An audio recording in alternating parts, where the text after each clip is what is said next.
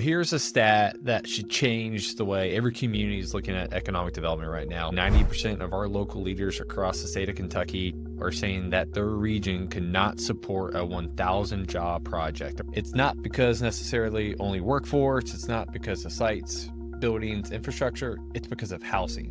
So that number comes from a recent Kentucky Chamber study that was released, and it should be a wake-up call to all of us. So the state of Kentucky is short over 200,000 units right now. That number is probably going to grow to 300,000 units in the next 5 years. And this isn't just a Lexington problem, a Louisville problem. Northern Kentucky also, they're short 8,000 units. And that's not even including what's already being projected to be built through 2028.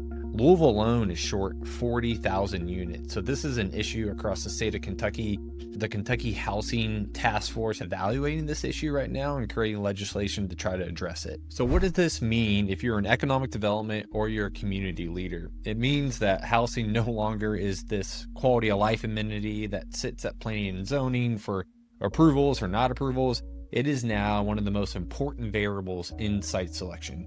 So when a company comes to look at your community, they're not only looking at the available real estate, the tax incentives, they want to know, will their workers have a place to live, and can they afford it for an average manufacturing salary, and not just for the 100,000 plus a year remote worker? Can their workers afford to live in your community? So moving forward, it's going to be on the checklist in the site selection process. What buildings do you have? What workers do you have? What quality of life do you have to offer? But most importantly, how many new homes are being built in your community? So the good news is Kentucky's moving on this. Right now, General Assembly is in session and they're putting tools on the table that will help fix this issue, allowing local communities to finance infrastructure improvements for development projects, which is going to create a local incentive for developers to build more product. Right now, the cost of construction is so expensive.